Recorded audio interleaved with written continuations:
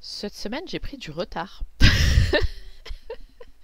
J'ai pris du retard pour deux raisons. Et sur les deux projets. C'est pas drôle. Non, c'est pas drôle, c'est pas drôle.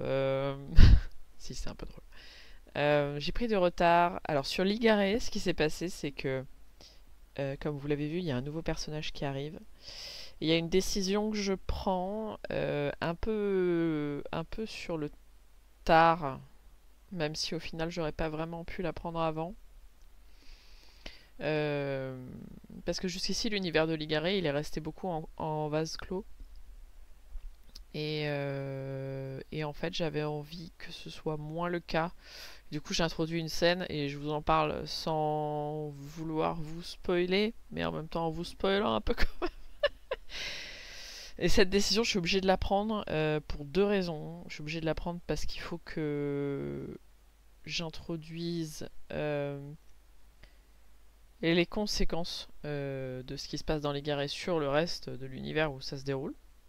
Même si c'est pas forcément. Ça aura des implications scénaristiques plus tard, ça c'est sûr, c'était déjà prévu, mais je pense que c'est bien de commencer à en parler maintenant.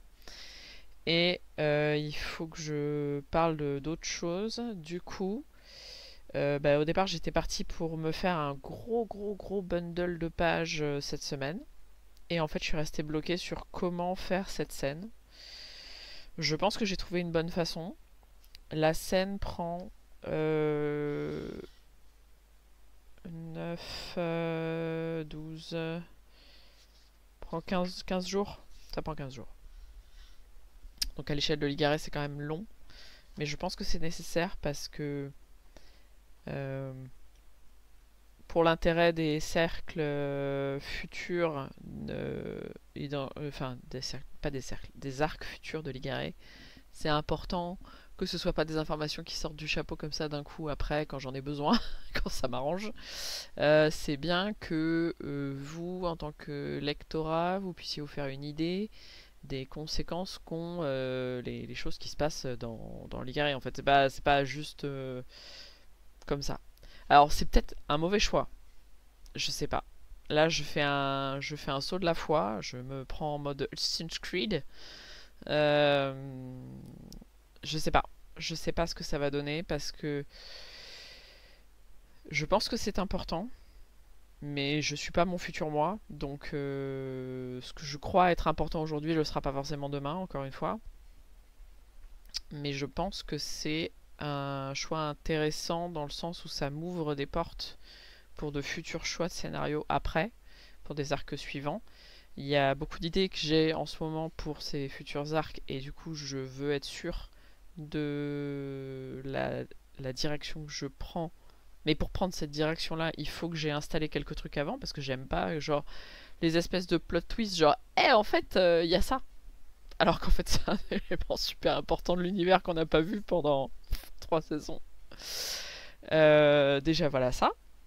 Et ensuite, pour parler du côté Tomorrow qui est un peu plus long. Côté Tomorrow, il y a beaucoup de choses qui se passent. C'est-à-dire que là, je suis en train, comme je vous en avais déjà un peu parlé, mais de construire mon atelier en fait à côté.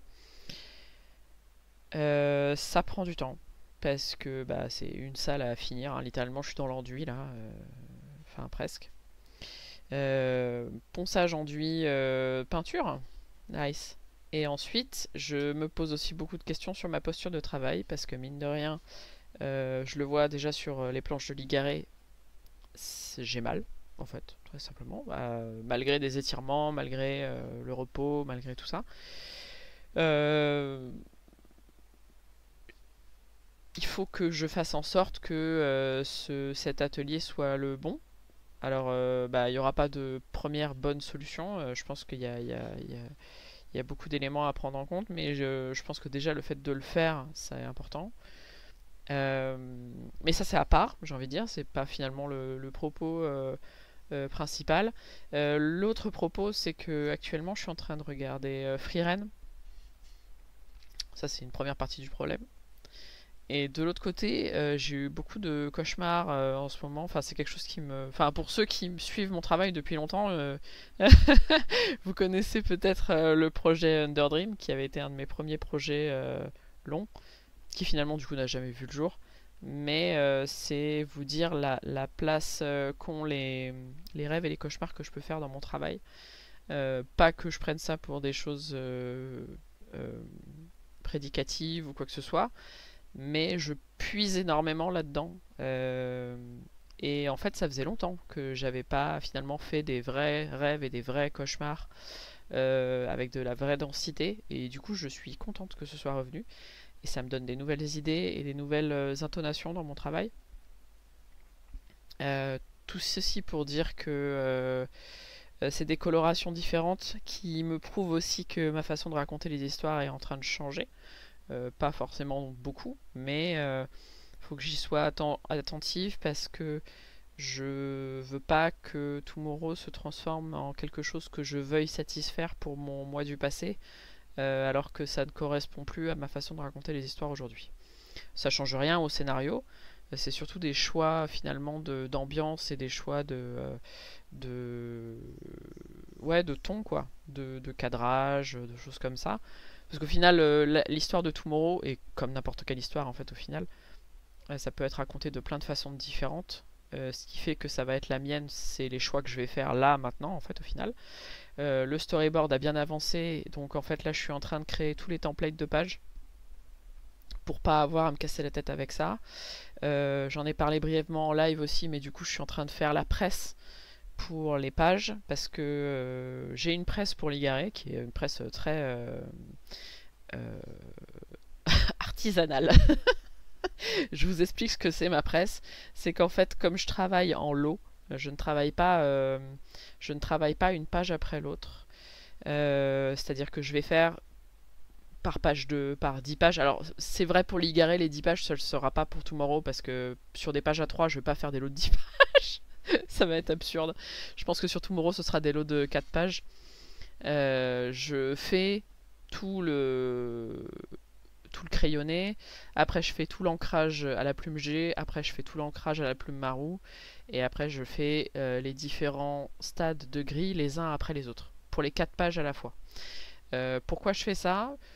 Parce que ça me permet de me concentrer sur un seul outil à la fois et ça me permet aussi du coup d'aplatir les pages qui ont été faites précédemment pendant que je fais la suite et du coup de ne pas avoir de temps mort dans mon travail. Et du coup j'ai besoin d'une presse.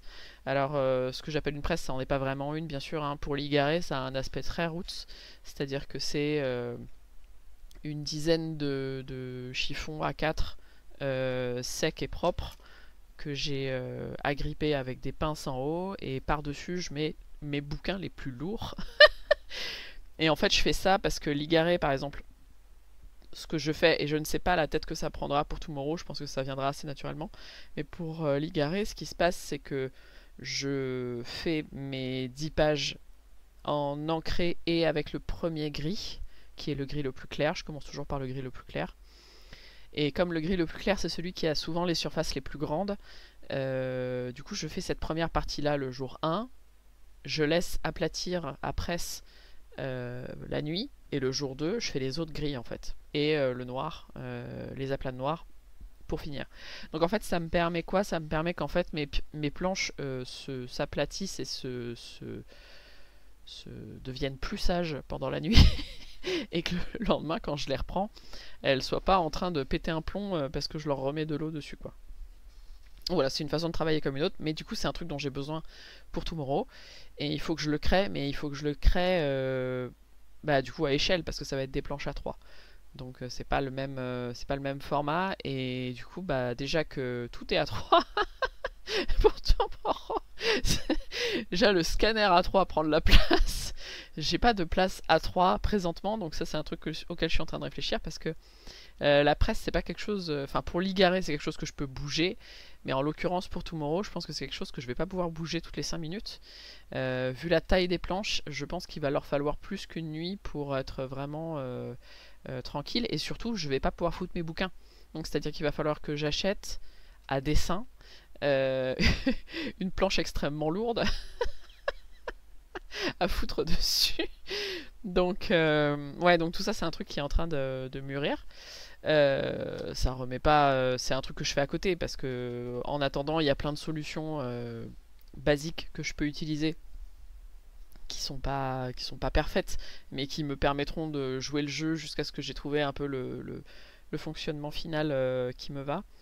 Mais je pense que même si au début tout mon rôle et les planches sont pas trop de gris, il faut que je trouve rapidement la solution parce qu'il y a quand même pas mal de sets de nuit.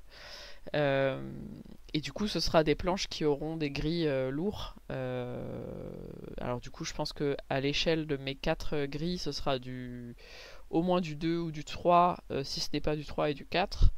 Mais en tout cas, voilà, il faut que j'ai quelque chose pour accueillir ces planches-là, quoi.